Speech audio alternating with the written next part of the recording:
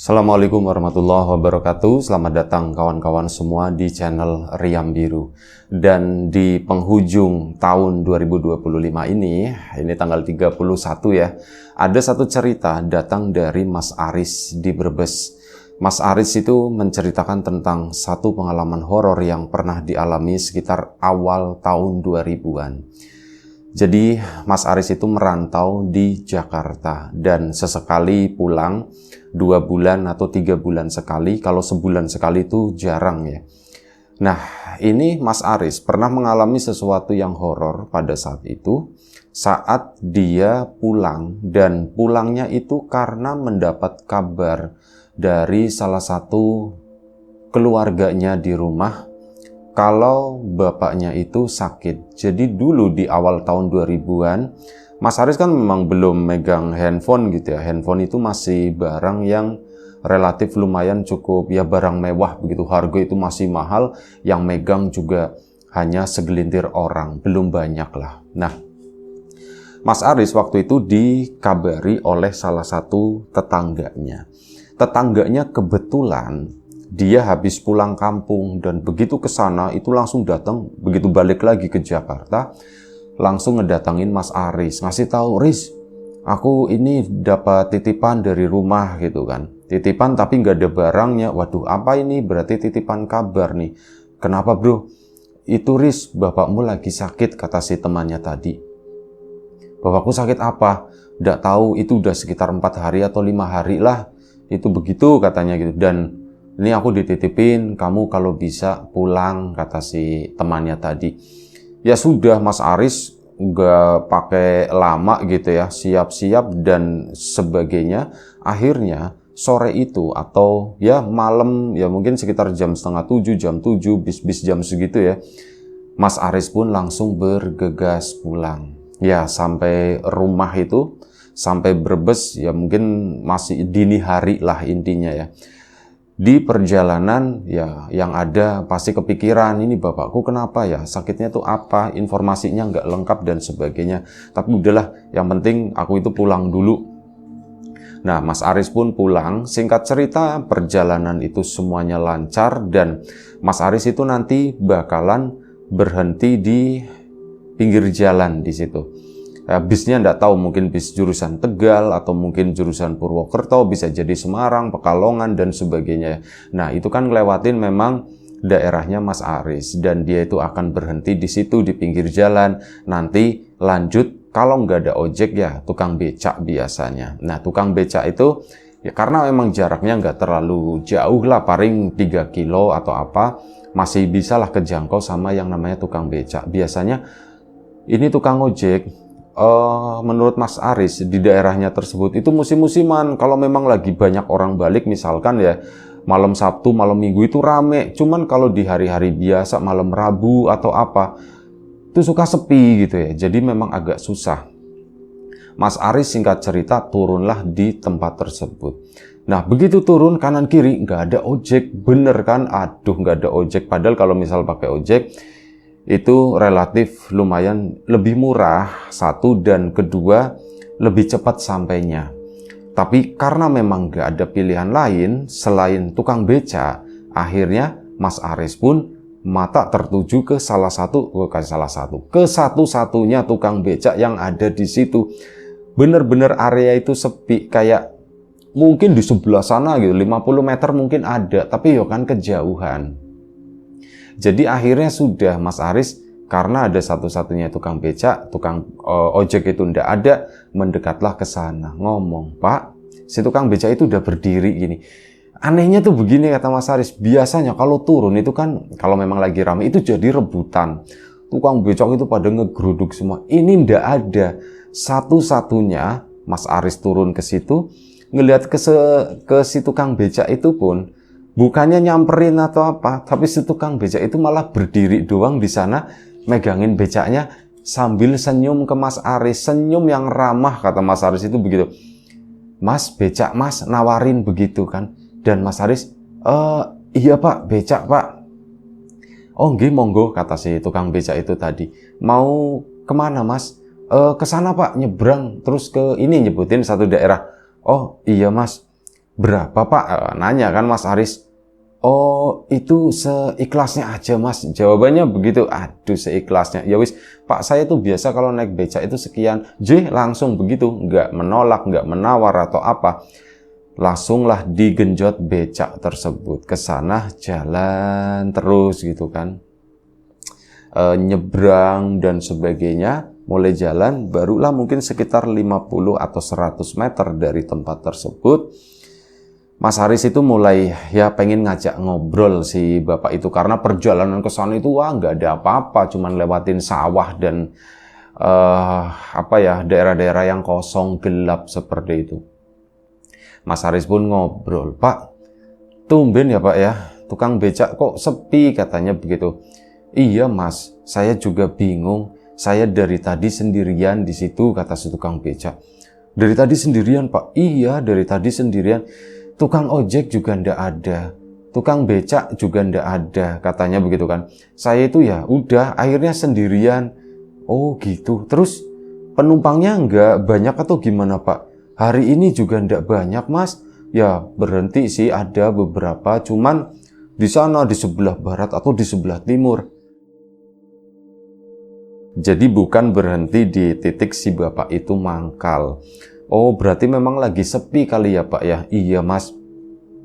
Lagian ini kan juga bukan malam Sabtu, bukan malam Minggu Mas. Ini kan malam Rabu. Ya kalau malam Rabu ya suka begitu, suka seret. Mas Haris pun ya sambil ngeliatin si bapak mulai memperhatikan secara detail gitu ya. Sekali-kali nengok sambil ngobrol begini. Si bapak itu murah senyum banget. Bahkan lagi genjot pun si bapak itu senyum masih. Ngomong pun sambil senyum. Ini orang tuh enak banget. Diajak ngobrol si bapak. Bapak tinggal di mana Pak? Oh saya itu tinggal di ini Mas. Nyebutin satu kampung gitu. Saya di daerah sini. Oh di situ. Berarti lumayan jauh dong Pak dari. Ya lumayan jauh. Biasanya narik itu jam berapa Pak? Saya itu suka-suka Mas, ya kalau memang bosan di rumah ya keluar, narik becak. Kalau memang lagi capek ya saya istirahat, katanya gitu. Oh begitu ya Pak ya. Bapak anaknya? Oh cerita, masalah keluarga lah, apa semuanya kayak gitu diceritain. Dan Mas Haris mulai, ini kan ya mungkin 1 kilometer itu udah dilalui. Umumnya orang jarak mungkin sekitar 2 atau 3 kilometer. Nah ini di 1 kilometer pertama, Mas Haris itu udah mulai bertanya-tanya gitu, heran dengan satu hal ya. Yang pertama, bapak itu murah senyum. Bapak itu baik banget, bahkan hal itu disampaikan ke Mas Haris. Pak, bapak itu ya Pak, murah senyum banget ya Pak. Emang muka saya begini Mas, katanya begitu. Mau marah ndak bisa, kata si bapak. Jadi kalau saya marah dulu, saya ingat anak saya kalau misal saya marah, anak saya malah ketawa Mas gitu. Bapak marah atau enggak sih Pak? Ditanyain begitu Mas. Mas Arisnya pun akhirnya gegrek gitu ya. Oh berarti emang setelannya begitu ya Pak ya? Iya Mas, setelan saya memang begini. Padahal ya saya nggak senyum aja itu senyum Mas. Dikira saya tuh repot. Ya kalau misal ketemu sama orang, ya muka saya kan emang gini terus ya Mas ya. Itu ketemu sama orang, yuk pasti nanti saya disenyumin lagi, padahal saya itu lagi ngelamun Mas, katanya begitu. Oh begitu ya Pak ya. Iya, kata si bapak, ya tambah rame lah, tambah seru. Bahkan apa, Mas Haris sendiri itu sempat lupa kalau tadi sepanjang perjalanan itu keinget bapaknya yang lagi sakit, ya pikirannya pusing bagaimana gitu ya. Ini tuh jadi agak-agak sedikit lupa gara-gara ini bapak tukang becak ini yang unik menurut Mas Haris. Plus ada satu hal lagi, 1 kilometer berlalu tapi si bapak ini kok kayak nggak ngerasa capek ya gitu ya. Dari nafasnya nggak ada ngos-ngosan atau apa. Pak emang udah capek Pak? Ditanya begitu kan. Yo capek Mas. Loh tapi bapak nggak kelihatan capek gitu, kata si Mas Haris. Padahal usianya itu udah sepuh ya, kayaknya udah 60 tahun lebih, hampir 70-an. Bapak kok iya nggak kelihatan capek, nggak ngos-ngosan, nggak apa-apa. Yo Mas, masa mengos-ngosan, mau dikeras-kerasin, mau dikenceng-kencengin gitu, nanti sayanya malu. Oh iya juga, tapi bener kata Mas Haris, bapak ini tuh masih seger aja, nggak keluar keringet, enggak ngos-ngosan sama sekali, bener-bener kayak orang santai banget gitu ya. Sampai ada momen terdiam. Mas Haris pun diam ngeliatin ke sana gitu kan. Si bapak juga sama aja, terus melaju ke sana, ke sana, ke sana, ke sana. Singkat cerita, Mas Haris pun sampai di rumah. Begitu sampai di rumah, Pak, ini Pak, berhenti di sini aja. Oh, J Mas. Nah, si tukang becak itu kan akhirnya masuk ke halaman gitu ya. Enggak diturunin di pinggir jalan desa begitu enggak, tapi ke halaman rumahnya Mas Haris yang memang rumahnya berjarak dengan jalan di kampung tersebut. Becak pun masuk ke sana, Mas Haris diturunkan di situ. Mas Haris kan akhirnya ngambil dompet, mau bayar. Saat mau bayar, nengok ke belakang, si bapak itu udah di sana, di jalanan desa, bukan di belakangnya. Si bapak kok ini udah tahu-tahu udah di situ gitu kan. Bingung si Mas Harisnya, si Mas Haris bingung, loh bapak kok ada di situ gitu kan. Akhirnya nyamperin lah ke sana. Nah saat disamperin, Mas ndak usah, kata si bapak, Mas ndak usah gitu. Dan sudah, akhirnya apa? Si bapak itu, si tukang becak itu malah pergi ke sana, malah menjauh cepet banget. Lu si bapak ini gimana? Pak, sini Pak, sini. Dikejar-kejar beberapa langkah sama Mas Haris, si bapak itu terus melaju ke sana, ndak mau dibayar. Mas Haris aneh gitu ya. Dia ngeliat bajuku kok basah gitu ya, kata Mas Haris. Dan akhirnya udah ketok-ketok kan di rumah. Assalamualaikum. Dibukalah ini pintu oleh kakaknya Mas Haris. Riz, kamu pulang Riz, katanya. Iya Mas, katanya aku dapat kabar kan bapak lagi sakit. Yuk sini masuk. Jam berapa dari sana? Ya ditanya seperti biasa, jam segini Mas. Oh ya udah. Bapak mana Mas? Itu bapak lagi tidur. Bapak sakit apa, katanya? Ya sakit begitulah Riz. Biasa, kata si masnya itu begitu. Maksudnya biasa gimana Mas? Ya enggak gimana-gimana, kata si Mas, ya orang meriang biasa. Loh, kata si itu, meriangnya parah Mas gitu. Katanya aku disuruh pulang. Enggak ada yang nyuruh kamu pulang, kata Masnya malah begitu. Wah, kurang ajar sih itu. Tapi enggak apa-apa lah. Iseng-iseng ya aku nengokin bapak lagi sakit gitu kan. Udah bapaknya dilihat begini lagi. Si Masnya kan, Riz, kamu kok baju gembrobyos begitu, kok kamu baju basah semua, ini kenapa, katanya begitu kan. Kenapa, kamu habis lari-lari atau bagaimana? Enggak Mas, kamu naik apa ke sini? Naik ojek? Bukan, aku naik becak gitu ya. Terus kamu yang genjot, kata si Masnya. Ya enggak lah Mas, lah aku aku duduk seperti biasa. Enggak loh, kamu kok keringetan? Enggak, tadi aku tuh habis ngejar itu tukang becaknya. Tukang becaknya tuh nggak mau dibayar Mas. Aku turun, nengok ke belakang, loh si tukang becaknya tahu-tahu udah di jalan. Begitu aku nyamperin ke sana, Pak, ini Pak bayarnya. Si bapak itu nggak mau, malah kabur pergi Mas.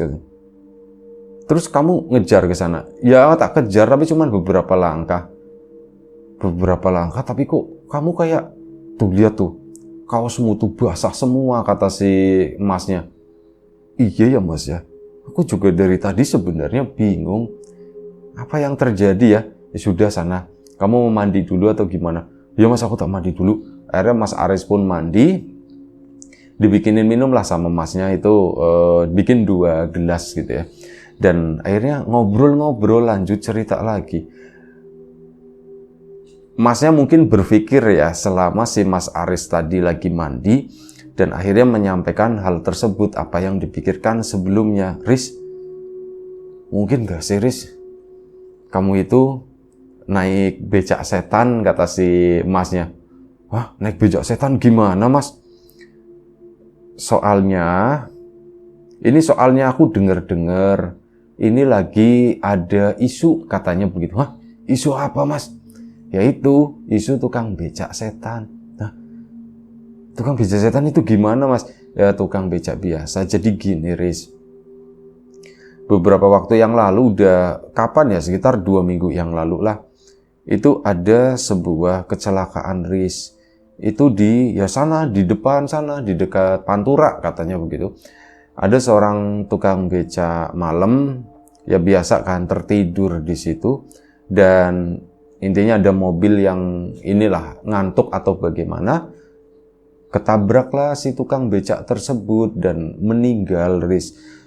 Nah, dengar-dengarnya sih katanya si tukang becak tersebut masih sering kelihatan di situ, di area tersebut. Lu, jangan-jangan iya mas, jangan-jangan itu mas. Masa iya sih genjot berapa kilo itu tapi nggak mau dibayar. Terus aneh mas, si bapak itu memang aku bahas sama si tukang beca itu, sama si bapak yang baik banget gitu ya. Dia tuh mukanya tuh senyum terus. Nyampe dia tuh cerita katanya kalau misal sama anaknya, misal dulu marah gitu ya, itu anaknya bingung gitu ya, bapak marah atau ketawa, itu sampai dibegituin gitu kan. Dan yang bikin aneh, itu aku juga sempet nanyain mas, bapak genjot udah jauh begini, udah tua gitu kan, kok nggak merasa capek sih pak, kok nggak ngos-ngosan katanya. Ya jawab dia, ya ngos-ngosan sih mas, cuman masa ditunjuk-tunjukin, itu begitu ceritanya mas. Jangan-jangan iya bener mas, plus itu tadi di sini, tahu-tahu di sana jauh di pinggir jalan, tak kejar, nggak mau, dianya terus jalan. Ya plus anehnya, kenapa kaosku basah ya gitu. Masnya itu ketawa gitu kan. Dan mungkin gini kali Riz, sebenarnya kamu itu nggak pernah naik beca itu. Mungkin seperti itu ya Riz ya. Terus maksudnya gimana mas? Aku jalan atau? Ya kamu bisa jadi jalan, bisa jadi lari kata si masnya. Cuman di bayangan kamu, di perasaan kamu, kamu itu naik becak. Mungkin seperti itu ya kata si masnya. Bisa jadi kayak gitu. Iya ya mas ya. Buktinya aku nggak ngapa-ngapain kok keringetan begini, dan ya sekarang aku ngerasa capek mas gitu. Ya wis kalau capek istirahat dulu. Bentar lagi kata si Mas Aris kan. Ngobrol-ngobrol lah perihal bapak dan sebagainya. Intinya tuh begitu, bapaknya tuh sebenarnya sakit-sakit biasa, bukan yang sakit parah sakaratul maut atau bagaimana, itu tuh enggak. Ini Mas Aris asem, aku dikerjain sama si itu nih gitu ya, tapi sudah ndak apa-apa lah, ikhlas Mas Aris ya. Akhirnya malam itu istirahat. Nah keesokan paginya hal itu kan diceritakan ke semua keluarganya Mas Aris, pengalaman tadi malam. Dan tentu saja dia itu penasaran. Oh iya, plus ada satu lagi. Saat udah agak lumayan cukup siang, Mas Aris itu dapat laporan dari salah satu tetangganya. Riz, katanya kamu kemarin pulang lari-lari ya Riz ya? Itu ada yang melihat kalau Mas Aris itu nggak naik becak, melainkan lari-lari. Ya seperti dugaan kakaknya gitu. Masa sih aku lari-lari? Iya kata si ini. Kamunya dipanggil-panggil. Riz, mau kemana Riz? Kamunya tetap cuek, tetap jalan aja gitu ya, tetap lari ke sana. Masa sih mbak? Iya beneran. Bentar tak samperin orang itu. Akhirnya Mas Aris pun ke sana. Anggap aja namanya Anwar gitu ya. Mas Anwar. Weh Aris gitu kan. Semalam habis dari mana katanya begitu kan. Iya mas, justru aku ini mau nanya nih masalah itu nih. Katanya sampean lihat aku semalam lari-lari gitu. Iya aku lihat, gak cuman aku doang, ada sini. Kamu dipanggil-panggil, si Aris kemana? Lari-lari, tak pikir kamu takut atau bagaimana gitu ya. Muka kamu ya ndak panik, kamu ndak dikirain dikejar sama siapa. Kamu yang gak ada yang ngejar, tapi yo bingung ini Aris kenapa? Kok Aris kok lari-lari pulangnya? Itu Riz yang aku lihat. Mas, jadi gini mas, aku semalam itu sebenarnya naik becak mas. Naik becak? Wah becak itu kali Riz yang lagi rame kata si Mas Anwar itu. Ya mungkin hubungannya sama itu kata si Mas Anwar. Cuman ya sudahlah, anggap aja bener. Berarti aku semalam itu memang naik becak setan. Ya intinya sudah ya, di Mas Anwar itu beneran Mas Anwar itu ngelihat Mas Aris itu lari-lari. Ya ceritanya kan jadi heboh lagi, jadi rame, dan Mas Aris iseng-iseng aku mau ngecek ke sana ke area di Pantura sana, di mana katanya sempat terjadi kecelakaan tersebut. Mas Aris pun ke situ, iseng-iseng ngobrol-ngobrol sore-sore ya waktu itu, mungkin sekitar jam 5 sore, datang ke sana, ada tukang becak banyak, lumayan cukup banyak. Nah akhirnya ya nawarin, Pak, Mas, mau becak Mas? Boleh Pak, tapi ini Pak, saya mau ngobrol dulu, kata si Mas Aris. Monggo, dikasih rokok gitu kan. Oh iya Mas, makasih. Ngobrol lah di sana, Pak. Saya mau nanya-nanya Pak. Iya kenapa Mas? Itu yang kemarin katanya sempat ada kecelakaan di sini ya Pak ya. Oh iya ada kecelakaan Mas, beneran di sini. Itu gimana Pak? Gimana apanya? Kata si tukang becak. Ya udah Pak. Gini aja. Saya naik becak, anterin saya pulang, kata si Mas Aris begitu. Nah Mas Aris kan berdua sama temannya. Bro, gimana bro?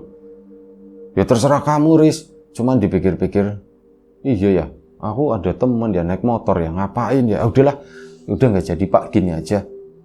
Saya mau nanya, nanti tak gantiin, tak kasih uang, katanya anggap aja saya naik gitu kan. Iya Mas, kenapa Mas? Nah Pak, sampean kenal sama orang? Kenal, saya kenal, biasa nongkrong bareng di sini, namanya Martono, katanya gitu. Oh Martono, iya. Dan orangnya gimana sih Pak? Oh orang baik Mas, itu orang baik. Dia itu ya begitu, orangnya tuh senyum terus katanya.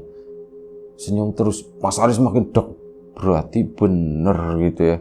Emang kenapa sih Mas nanya-nanya itu gitu kan? Si tukang becaknya balik nanya ke Mas Aris. Ya Mas Aris menjelaskan, menceritakan apa adanya seperti yang dialami oleh dia semalam gitu kan. Saya itu semalam naik becak Pak. Begini, orangnya tuh, yaitu seperti yang Bapak ceritakan. Orangnya tuh senyum terus. Pak Martono mungkin itu ya. Dan sudah, itu memang aneh Pak. Tapi sampai rumah, diceritakan sampai, kok kaos saya basah, Mas saya jadi berpikiran begini. Oh bisa jadi gitu kali Mas. Sama ini Pak, ya kalau malam di sini sepi, kata si bapak itu ya. Sekarang di sini sepi Mas kalau malam. Loh, emang kenapa Pak? Apa ada hubungannya sama Pak Martono? Ada Mas. Kalau yang mangkal di sini itu suka didatengin Mas, tapi ya begitu nggak gangguin. Tapi kan karena kita udah tahu dianya udah ndak ada gitu ya. Ya pastinya takut lah. Tukang ojek ya disamperin, tukang becak disamperin, orang yang dagang juga disamperin gitu, kata si tukang becak. Oh gitu Pak. Iya Mas, makanya kalau malam sampean rumahnya mana? Rumahnya situ. Sampean mending jangan berhenti di sini, mendingan ke situ, ke depan atau sebelumnya Mas. Kalau malam aja udah jam 7, jam 8 ke atas itu udah nggak ada yang berani mangkal di sini, kata si bapak becak tadi. Oh begitu Pak. Wah saya baru tahu. Akhirnya sudah kan, informasi udah lumayan cukup nih. Mas Aris pun pulang ke rumah, ya ngobrol sama kakaknya dan ya cerita sama bapaknya. Bapaknya waktu itu mungkin ngeliat Mas Aris juga kali ya, seneng atau bagaimana. Kondisinya pun jadi membaik, udah mulai bisa duduk, udah mulai bisa ngobrol, mau makan itu lumayan sedikit banyak dari sebelumnya sewaktu sakit. Akhirnya Mas Aris pun bertahan di kampung tersebut, mungkin sekitar ya 4 atau 5 hari lah di sana. Dan lagi-lagi Mas Aris itu dilihatin untuk kedua kalinya. Pada suatu malam, ini Mas Aris habis main ke salah satu temannya. Dia itu pulangnya lewat tengah malam lah, mungkin sekitar jam 12:30 pagi.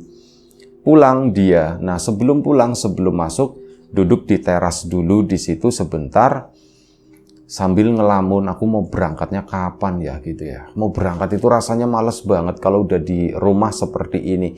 Nah dia duduk di teras, saat lagi duduk, si bapak tukang becak itu tuh lewat di sana. Lewat di depan jalanan itu. Dan ngeliatin ke arahnya Mas Aris, senyum kan. Mas Aris kan memang lagi nggak konsentrasi ke sana, lagi mikirin itu tadi, masalah berangkatnya kapan dan sebagainya. Dia pun jawab senyum begini. Beberapa detik kemudian, astagfirullahaladzim, baru ingat, itu kan si bapak itu, tukang becak itu. Mas Aris itu bukannya takut, tapi malah ngejar ke sana. ke jalanan desa, begitu nengok kanan kiri, udah nggak ada siapapun. Padahal jalanan itu lurus, lumayan cukup panjang, becak itu nggak terlalu cepat, harusnya kelihatan. Ya, Mas Aris mikirnya, apa aku berhalusinasi atau bagaimana gitu ya. Alawis lah, udahlah. Aku nggak mau mikirin itu. Gitu. Akhirnya sudah, ya setelah diam di rumah, bapaknya kondisinya membaik dan sekitar 4-5 hari tinggal di kampung, akhirnya Mas Aris berangkat lagi beraktivitas. Sesampainya di Jakarta, itu nyamperin, itu yang ngasih info, bro, kurang ajar kamu katanya. Kenapa Riz? Bilangnya bapakku sakit parah, aku disuruh pulang atau bagaimana? Emang kenapa Riz gitu kan? Iya emang aku nggak disuruh pulang kok katanya. Ya enggak Riz, itu inisiatif aku aja, penambahan katanya begitu ya. Aku tak improve ya, aku ngasih kabar kamu bapakmu sakit, masa iya aku bis dari pulang kampung terus ngedengar bapak kamu sakit, aku kesini nggak ngabarin kamu yo. Nggak baik juga kan Riz. Iya juga sih, cuman yo jangan dilebay-lebayin, jangan lebih-lebihin begitu. Kamu tahu nggak Mas, aku itu saat di kampung itu aku ngalamin begini-begini. Iya Riz, itu lagi rame. Oh ternyata dia juga tahu. Baru cerita dia pulang kampung, dia itu mengalami momen di mana kecelakaan itu terjadi. Cuman memang enggak sempat ngelihat. Dan ya wis akhirnya Mas Aris balik ke Jakarta, menjalani rutinitas seperti biasanya. Itu aja satu cerita dari Mas Aris di Brebes sana. Terima kasih banyak Mas Aris atas ceritanya. Kawan-kawan di rumah juga terima kasih banyak atas support dan dukungannya apapun itu. Mungkin ceritanya nggak terlalu panjang, tapi semoga tetap bisa menghibur kawan-kawan semuanya. Terima kasih kawan-kawan atas support dan dukungannya tadi, kawan-kawan subscriber, kawan-kawan membership, kawan-kawan yang udah kasih support dalam bentuk super thanks ke Riam Biru, terima kasih banyak. Kawan-kawan yang udah ngasih like, udah nge-share ke yang lainnya, kawan-kawan yang udah ninggalin komentar juga terima kasih banyak. Kawan-kawan yang sudah memesan bawang gorengnya Wiji, ini lupa stok belum diupdate, mohon maaf ya. Udah memesan, termasuk kawan-kawan yang sudah, itu terima kasih banyak yang udah memesan, yang sudah mampir di channel Lapak Horor juga terima kasih atas dukungannya. Baik, doa terbaik dari kami untuk kawan-kawan semua, semoga selalu diberi kemudahan dalam hal apapun, termasuk kemudahan dalam hal rizki, yang sakit segera diberi kesembuhan, yang sehat tetap dijaga kesehatannya. Baik, sampai jumpa di episode selanjutnya Riam Biru. Di penghujung akhir tahun ini, ya selamat beraktivitas, selamat berlibur, jaga kesehatan tentu saja. Assalamualaikum warahmatullahi wabarakatuh.